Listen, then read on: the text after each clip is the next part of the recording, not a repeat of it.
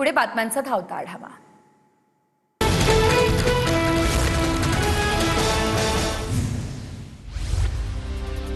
महाराष्ट्रातल्या पूरस्थितीवरती शहा आणि फडणवीसांमध्ये चर्चा, केंद्राकडून सर्वतोपरी मदतीचं अमित शहांचं आश्वासन। राज्याच्या अनेक भागामध्ये मुसळधार पाऊस, जनजीवन विस्कळीत। शिंदेंची भूक इतकी वाढली आहे की मोदी शहांना आव्हान देतील। पूर्वी शिंदेंचा हिशेब खोक्यांमध्ये व्हायचा, तो आता कंटेनरमध्ये होतो। संजय राऊतांचा एकनाथ शिंदेंवर हा निशाणा। पुढील आठवड्यामध्ये उद्धव ठाकरे नागपूर दौरा करणार, नागपूरमध्ये रामरक्षा आंदोलन करणार असल्याची माहिती। राम मंदिरातील चोरीवर उद्धव ठाकरे राज्यभर फिरून आंदोलन करत जनजागृती करतील, संजय राऊत यांची ही माहिती। खासदार संजय राऊतांचं मंत्री नितेश राणेंना पत्र, ठाकरेंच्या शिवसेनेच्या प्रभू श्रीराम वाचवा आंदोलनामध्ये सामील व्हा, राऊतांचं वक्तव्य। हिंदू गब्बर ही उपाधी घेतल्यानं आमच्यासोबत लढाईमध्ये सहभागी व्हा, असं राऊतांचं आवाहन। धुळ्यामध्ये परप्रांतीय लोकांकडून जमीन खरेदी, राज्यामध्ये लँड जिहादचे प्रकार सुरू, अनुप अग्रवाल यांचा हा आरोप। शेतकरी असल्याशिवाय जमीन विकत घेता येणार नाही, बावनकुळे यांचे महत्त्वाचे आदेश। शरद पवार आज विधान भवनामध्ये येणार, महाराष्ट्र कर्नाटक सीमा प्रश्नी आज विधान भवनामध्ये बैठक। आज दुपारी 1:30 वाजता बैठकीचं आयोजन, मुख्यमंत्र्यांच्या उपस्थितीत आज बैठकीचं करण्यात आलं आयोजन।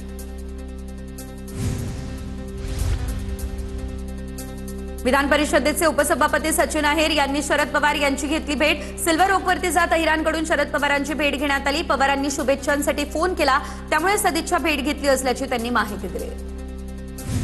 शरद पवारांची राष्ट्रवादी सत्तेत जाण्याच्या जोरदार चर्चा, एनडीए सोबत जायचं की नाही यावर पवारांच्या राष्ट्रवादीमध्ये सध्या हालचाली सुरू। राष्ट्रवादीमधील एका ज्येष्ठ नेत्यावर याची जबाबदारी, सूत्रांची माहिती। महाराष्ट्रात एनडीएमध्ये कुठल्याही नवीन पक्ष येणार नाहीये, पवारांच्या राष्ट्रवादीमधील आमदार खासदार यांना फोडणार नाही, फडणवीस यांनी केलं स्पष्ट। विनोद तावडे यांनी एकनाथ खडसे यांची घेतली भेट। विनोद तावडे आणि खडसेंमध्ये राजकीय चर्चा झाली असल्याची माहिती। एकनाथ खडसेंचा 2 सप्टेंबर रोजी 75वा वाढदिवस, वाढदिवसानिमित्त भाजप नेते उपस्थित राहणार अशी देखील माहिती। राम मंदिरमधील दानचोरी प्रकरणी आता पवारांची राष्ट्रवादी आक्रमक झाली आहे, तर पवारांच्या राष्ट्रवादीचे खासदार अयोध्येमध्ये आंदोलन करणारे खासदार सुप्रिया सुळे यांच्या नेतृत्वामध्ये इतर खासदारांचं आंदोलन असणार आहे। पुणे 17 घाटमाथ्याला आज पावसाचा ऑरेंज अलर्ट, तर पालघर, रायगड, रत्नागिरी, कोल्हापूर घाटमाथा याशिवाय बुलढाणा, अकोला, अमरावती, वर्धा जिल्ह्यासाठी पावसाचा येलो अलर्ट। नाशिक त्र्यंबकेश्वर रस्त्यावरील वाहतूक 3 तासांनंतर सुरळीत। पिंपळगाव बहुला या ठिकाणी पुलावरून पाणी वाहत असल्यानं वाहतूक ठप्प झाली होती। पाणी ओसरलं, त्यानंतर नाशिक त्र्यंबक रस्ता सुरळीत करण्यात आला। नाशिकमध्ये मुसळधार पाऊस, सखल भागामध्ये पाणी साचलं। नाशिकच्या मेलेंद्रनगर परिसरामध्ये अनेक घरामध्ये पावसाचं पाणी शिरलं। गोदावरी नदीच्या पाणी पातळीमध्ये मोठी वाढ झाली। नाशिक महानगरपालिकेच्या प्रवेशद्वारासमोर पाणी साचले। पालिकेच्या मुख्य इमारतीसमोर पाण्याचे तळे साचलेले आहेत, तर चेंबर उघडून पाण्याला वाट मोकळी करून देण्याचे प्रयत्न या ठिकाणी सुरू आहेत। नाशिक पालिकेने तात्पुरतं उभारलेलं कार्यालय वाहून गेलं। तपोवन परिसरामध्ये सुरू असलेल्या कामासाठी हे शेडचं ऑफिस उभारलं होतं। पाण्याचा प्रवाह वाढला, त्यामुळे हे शेड वाहून गेले। नाशिक त्र्यंबकेश्वर मार्गावरील दोबाडेवाडी या ठिकाणी पूल वाहून गेलाय, त्यामुळे आता नाशिक त्र्यंबकेश्वर मार्ग बंद झाला। नागरिकांनी योग्य ती खबरदारी घ्यावी असं आवाहन प्रशासनानं केलं आहे। नाशिक जिल्ह्यामध्ये पहाटेपासून जोरदार पावसानं हजेरी लावली। नाशिकच्या गंगापूर रोड परिसरामध्ये अनेक वाहनं खड्ड्यामध्ये अडकली आहेत। पुणे नाशिक महामार्गावर पूरस्थिती कायम आहे। चाकण, वाकी या परिसरातील वाहतूक ठप्प झाली। ओढ्याचं पाणी थेट महामार्गावर आलं, रस्ता जलमय झाला, वाहतूक ठप्प झाली। मुंबईला पाणीपुरवठा करणाऱ्या धरणातील पाणीसाठ्यात मोठी वाढ झाली आहे। गेल्या 24 तासात झालेल्या पावसामुळे पाणीसाठा चांगला वाढलाय। गेल्या 24 तासात पाणीसाठ्यात 12.44% इतकी वाढ झाली। मुंबईला पाणीपुरवठा करणाऱ्या 7 धरणांचा पाणीसाठा 41.36% आता आलेला आहे। लोअर परळच्या रुस्तम कंपाऊंडमध्ये जुनं झाड कोसळलं, त्यामुळे मंदिराच्या शेडचं नुकसान झालं। सुदैवानं कोणतीही जीवितहानी झालेली नाही आहे। नालासोपारा वसई रेल्वे स्थानकामध्ये ट्रॅकवर अद्यापही पाणी साचलंय। रेल्वे रुळांवरील पाणी ओसरण्यास सुरुवात। आज रेल्वे रुळांवरती फूटभर पाणी साचलं असल्याचं या ठिकाणी पाहायला मिळतंय। नवी मुंबईमध्ये मुसळधार पाऊस सुरू आहे। पावसामुळे एपीएमसी मार्केटच्या प्रवेशद्वारासमोर पाणी साचलं। प्रवेशद्वारावर पाणी साचलं, त्यामुळे बाजार परिसरामध्ये वाहतूक आणि दैनंदिन व्यवहार संथ गतीनं सुरू आहे।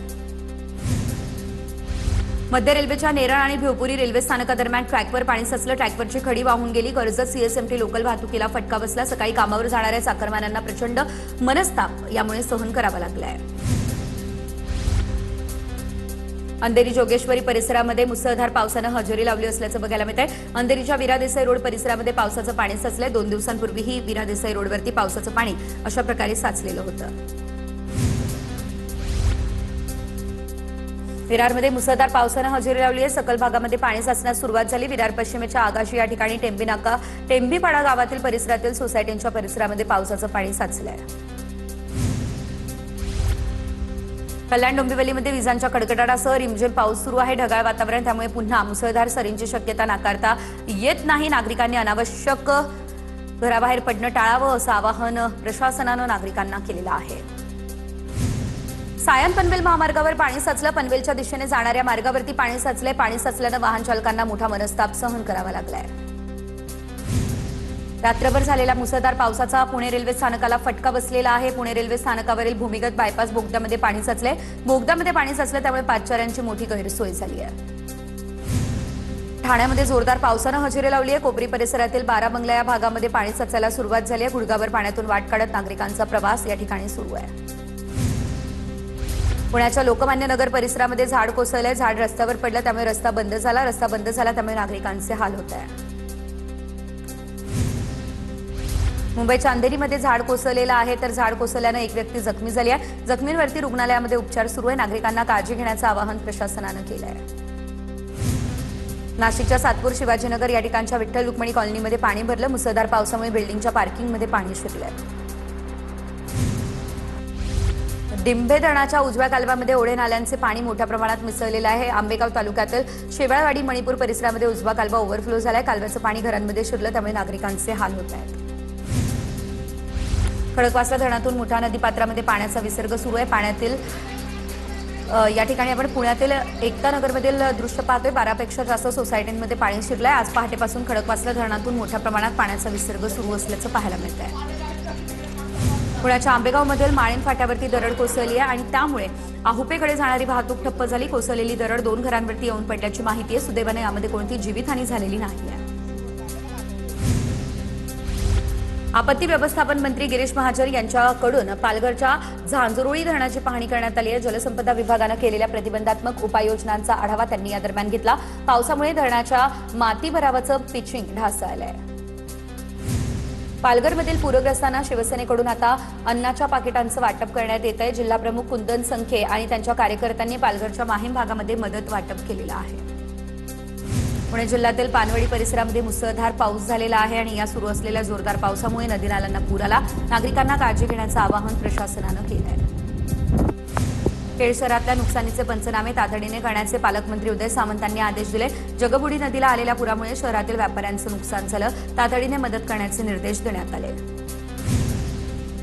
अमरावती या ठिकाणच्या चांदूर बाजार तालुक्यामध्ये पांदण रस्त्यावरती चिखलाचं साम्राज्य दिसतंय. शेतात जाण्यासाठी रस्ते नाही आहे. ट्रॅक्टर देखील चिखलात फसले आहेत. धुळ्यामध्ये सर्वत्र रिमझिम पावसाला सुरुवात झाली आहे. जिल्ह्याला आज ऑरेंज अलर्ट जारी करण्यात आलेला आहे, तर उकाड्यापासून नागरिकांना काहीसा दिलासा आता मिळतोय. काळुसे ग्रामपंचायत हद्दीतील भावनगर दरेवाडी रस्त्यावरती दरड कोसळली आहे. धरण परिसरामध्ये पडत असलेल्या मुसळधार पावसामुळे मातीचे ढिगारे आणि दगड रस्त्यावर आले. दरेवाडीकडे या आदिवासी गावामध्ये जाणारा संपूर्ण रस्ता पूर्णतः बंद करण्यात आलेला आहे. इगतपुरी शहरातील भवानीनगर गावठा पिंपरीगेट परिसरामध्ये पाणी तुंबले. अनेक घरांमधल्या नागरिकांना बाहेर पडण्यासही अडचण येते. प्रशासनानं उपाययोजना न केल्याचा नगरसेवकांचा आरोप आहे.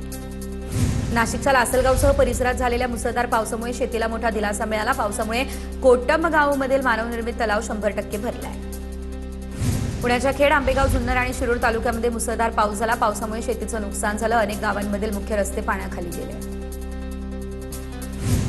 श्रीगोंदा तालुक्यातील आर्वी बेटाचा भीमा नदीच्या पुरामुळे संपर्क तुटला. सुमारे 200 लोकवस्ती असलेल्या बेटाला पाण्यानं वेढा घातलाय. प्रशासनाकडून बोटीच्या माध्यमातून ग्रामस्थांसोबतचा संपर्क देखील सुरू आहे. रत्नागिरीच्या लांजा तालुक्यात पावसाचा जोर ओसरलाय, मात्र तरी वेगवान वाऱ्यानं महावितरणचं मोठं नुकसान झालं. वेगवान वाऱ्यानं अनेक ठिकाणचे महावितरणचे पोल आडवे झाले, तर यामध्ये अनेक गावात सध्या 4 ते 6 दिवसांपासून बत्ती गुल आहे. पानवल धबधबा, भाटे बीच, गणपतीपुळे समुद्रकिनारा आणि नेवळी धबधबा परिसरामध्ये पर्यटकांना बंदी घालण्यात आली आहे. पालकमंत्री उदय सामंत यांच्या आदेशानंतर प्रशासनाकडून या आदेशाची अंमलबजावणी केली जाते आहे। सांगलीच्या शिराळा तालुक्यातील चांदोली धरण पाणलोट क्षेत्रामध्ये मुसळधार पाऊस होतोय। 24 तासात 140 मिलीमीटर इतक्या पावसाची नोंद झाली। चांदोली धरणाच्या पाण्यासाठी झपाट्याने वाढ होतीये। सोलापूरच्या उजनी धरणातील पाणीसाठ्यामध्ये मोठ्या प्रमाणात आता वाढ होतीये, तर या धरणामध्ये 4.90% उपयुक्त पाणीसाठा जमा आहे। दौंडमधून 1,17,263 क्युसेक पाण्याची आवक सुरू आहे। कराड पाटण तालुक्यासाठी एनडीआरएफची 30 जणांची टीम कराडमध्ये दाखल झालेली आहे। कराडचे नगराध्यक्ष राजेंद्र सिंह यादव यांनी टीमचं स्वागत केलं। नागरिकांना आपत्ती व्यवस्थापन मार्गदर्शन प्रशिक्षण देणार आहे। आंबेगाव तालुक्याच्या पश्चिम आदिवासी भागामध्ये रात्रभर जोरदार पाऊस झालाय। मंचर भीमाशंकर रस्ता वाहतुकीसाठी घोडेगावपासून पुढे बंद आहे। घोडेगाव पोलिसांकडून घोडेगाव या ठिकाणी नाकाबंदी करण्यात आलेली आहे। पुणे मुंबई रेल्वे सेवा आजही बंद आहे। ठाकूरवाडी केबिन आणि मंकी हिल केबिन भूस्खलन झालं, त्यामुळे रेल्वे सेवा विस्कळीत झाली। रेल्वे मार्गाच्या दुरुस्तीचं काम मात्र या ठिकाणी सुरू आहे। पुणे मुंबई एसटी बस सेवा पूर्ववत कनेक्टिंग लिंक परिसरातील दरड कोसळली, त्यामुळे सोमवारी बस सेवा बंद ठेवण्यात आलेली। पुण्यातून सुमारे 120 बस मुंबईकडे रवाना झाल्या आहेत। मराठवाड्यामध्ये पावसाअभावी खरीप पेरणीला मोठा फटका बसलेला आहे। गेल्या वर्षीच्या तुलनेत 17,87,000 हेक्टर क्षेत्रावरती कमी पेरणी झाली आहे, तर विभागामध्ये केवळ 58% पेरणी पूर्ण झाली आहे। मराठवाड्यामध्ये पावसाची 13% तूट आहे। सोयाबीन बियाणे उगवले नाही अशी शेतकऱ्यांची तक्रार आहे। यवतमाळच्या जवळपास 10 गावांमधील शेतकऱ्यांचं कळंबच्या तहसीलदारांना निवेदन आहे। जवळपास 700 ते 800 एकरमधील सोयाबीन बियाणे उगवलेच नाही असा आरोप आहे। खडकवासला धरणातून मुठा नदीपात्रात 27,000 क्युसेकने पाणी पुण्यातील भिडे पूल पाण्याखाली गेलाय। पुण्यातले पाणी पुरवठा करणाऱ्या धरण साखळीमध्ये देखील पावसाचा जोर वाढलाय। आणखी पाणी नदीपात्रामध्ये सोडलं जाणार आहे। नदीकाठच्या नागरिकांना सतर्कतेचं आवाहन करण्यात आलेलं आहे। जालन्यातील बस स्थानक ते मामा चौक रस्त्यावरील चौकामध्ये ड्रेनेज लाईनचं चेंबर उघडं पडलंय। शालेय विद्यार्थ्यांचं नागरिक आणि वाहनधारकांना मोठा धोका निर्माण झालाय। पालिका प्रशासनाचं मात्र दुर्लक्ष आहे असा आरोप नागरिक करत आहेत। गोंदिया जिल्ह्यामध्ये सततच्या पावसामुळे मोठं नुकसान होतं। 46 घरांचे अंशतः तर 16 जनावरांच्या गोठ्याचे नुकसान झाले। पावसामुळे एक पशु दगावल्याची देखील माहिती मिळते आहे। पुण्याच्या महापौर मंजुषा नागपुरेंकडून नदीकाठच्या भागामध्ये पाहणी करण्यात आली। राजपूत झोपडपट्टी, पुलाची वाडी, एकता नगरी, निंबज नगर या भागामध्ये पाहणी त्यांनी केलेली आहे। वृक्ष कोसळण्यामागील कारणांचा शोध घेण्यासाठी आता उच्चस्तरीय अभ्यासगट स्थापन करा। भाजप नगरसेवक नवनाथ बन यांचे महापौर आणि आयुक्तांना पत्र। IIT पर्यावरण तज्ज्ञ वृक्षतज्ञांचा अभ्यासगट स्थापन करण्याची मागणी त्यांनी केली। पाणी तुंबण्यास केवळ पालिका जबाबदार नाही, अतिक्रमणाची प्रवृत्ती कारण, तर उच्च न्यायालयानं मुंबईकरांना सुनावलं। पावसाळ्यामध्ये मुंबईमध्ये पाणी तुंबण्याच्या समस्येसाठी केवळ महापालिकेला दोष देणं योग्य ठरणार नाही असं न्यायालयाचं स्पष्टीकरण। गुहागरमधील विसापूर पांगारी या ठिकाणी मुख्य रस्ता पावसामुळे खचला। गावात जाणारी वाहतूक बंद झाली। गावात जाणारा रस्ता 3.5 ते 4 फूट खचला, त्यामुळे ग्रामस्थांमध्ये सध्या भीतीचं वातावरण आहे। पैठण पंढरपूर पालखी मार्गाची दुरावस्था झाली आहे। पैठण पंढरपूर रस्ता व्हावा यासाठी सभागृहामध्ये मुद्दा मांडण्यात आला। रस्त्याबाबत मुख्यमंत्र्यांची भेट घेणार आमदार विलास भुमरे यांची माहिती। पैठण पंढरपूर रस्ता लवकर केला जाईल, विलास भुमरे यांची ही प्रतिक्रिया। पालखी सोहळ्यासाठी पुणे शहरामध्ये 8,500 पोलिसांचा बंदोबस्त। पालखी सोहळ्यामध्ये सुरक्षिततेसाठी AI तंत्रज्ञानाचा वापर। पालखी सोहळ्यासाठी पुणे शहर पोलीस दलाची तयारी पूर्ण। पुण्यात उद्या ज्ञानेश्वर महाराज आणि तुकाराम महाराजांच्या पालख्यांचं आगमन होणार। शहरातील मुख्य रस्ते उद्या बंद राहणार आहेत। पोलिसांकडून पालखीनिमित्त वाहन चालकांसाठी पर्यायी मार्ग जाहीर, पर्यायी रस्त्यांचा वापर करण्याचं आवाहन करण्यात आलं। इंद्रायणी नदीला आलेल्या पुराच्या पार्श्वभूमीवर मर्यादित उपस्थितीमध्ये ज्ञानेश्वर माऊलींचा पालखी प्रस्थान सोहळा 1,660 वारकरी आणि मान्यवरांच्या मर्यादित उपस्थितीत हा सोहळा पार पडेल। दुपारी 3च्या सुमारास पालखी प्रस्थान सोहळा सुरू होणार। सोलापूर पोलीस आषाढी वारी कालावधीमध्ये अँटी ड्रोन गनचा वापर करणार आहे। सोलापूर पोलीस अधीक्षक अतुल कुलकर्णी यांनी ही माहिती दिली। याबाबत पोलीस परेड मैदानावरती प्रात्यक्षिक संपन्न झालं। करमाळ्यातील जेऊरमध्ये वाहतूक नियमांचं उल्लंघन करणाऱ्यांवरती दंडात्मक कारवाई। 47 जणांकडून 1,30,000 रुपयांचा दंड देखील वसूल करण्यात आलेला आहे। संभाजीनगरमधील वाळूज MIDCमध्ये कार्बन डायऑक्साईड गॅसची गळती झाली आहे। गॅसची गळती झाल्यानं काही काळ परिसरात गोंधळ निर्माण झाला। कार्बो कंपनीमध्ये टँकरमधून उपकरणांमध्ये गॅस भरत असताना ही गळती झाली। वाळूज MIDC अग्निशमन दलानं परिस्थिती मात्र नियंत्रणात आणलेली आहे। गडचिरोलीमध्ये धावत्या एसटी बसचा मागील भाग अचानक निखळून पडलाय, तर एटापल्लीमधील ही धक्कादायक घटना आहे। या प्रकरणी अहेरी एसटी आगारातील सहाय्यक कारागीर निलंबित झालेले आहेत।